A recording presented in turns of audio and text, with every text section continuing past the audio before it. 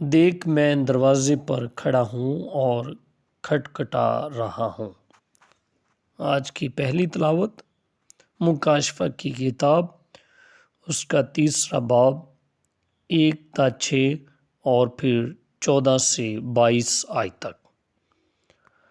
اور سردیس کی کلیسیا کے فرشتے کو یہ لکھ کہ جس کے پاس خدا کی 7 روحیں اور 7 ستارے ہیں، وہ یہ کہتا ہے کہ میں تیرے کاموں کو جانتا ہوں کہ تو زندہ کہلاتا ہے مگر ہے مردہ۔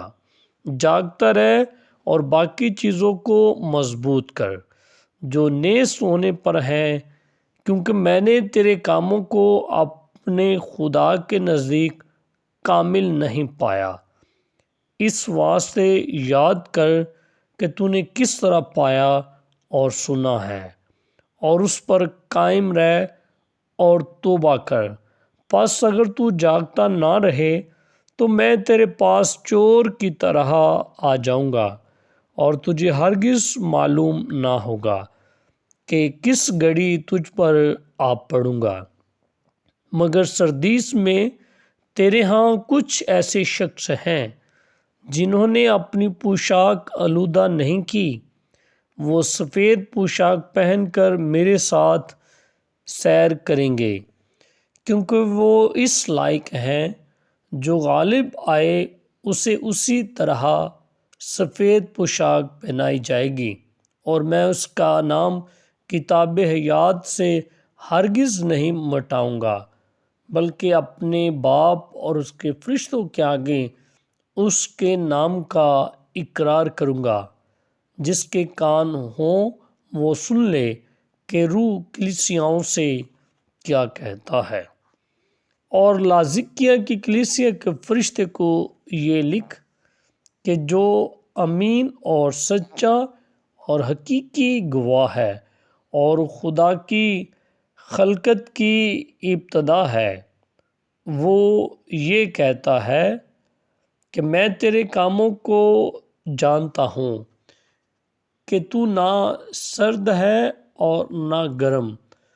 کاش تو سرد یا گرم ہوتا، پس چونکہ تو شیر گرم ہے، نہ سرد نہ گرم، اس لیے میں تجھے اپنے منہ سے نکال پھینکنے پر ہوں۔ چونکہ تو کہتا ہے میں دولت مند اور مالدار ہو گیا ہوں اور کسی چیز کا محتاج نہیں، اور یہ نہیں جانتا کہ تو بے کس اور ناچار اور غریب اور اندھا اور ننگا ہے۔ میں تجھے یہ صلاح دیتا ہوں کہ تو مجھ سے آگ میں تپایا ہوا سونا خرید لے، تاکہ دولت مند ہو جائے، اور پہننے کے لیے سفید پوشاک لے، تاکہ تیری بہنگی کی شرم ظاہر نہ ہو، اور آنکھوں میں لگانے کے لیے سرما لے، تاکہ تو بینا ہو جائے۔ میں جتنوں کو پیار کرتا ہوں انہیں جھڑکتا اور تنبیہ کرتا ہوں۔ اس واسطے سرگرم ہو اور توبہ کر۔ دیکھ میں دروازے پر کھڑا ہوں اور کھٹکھٹا رہا ہوں۔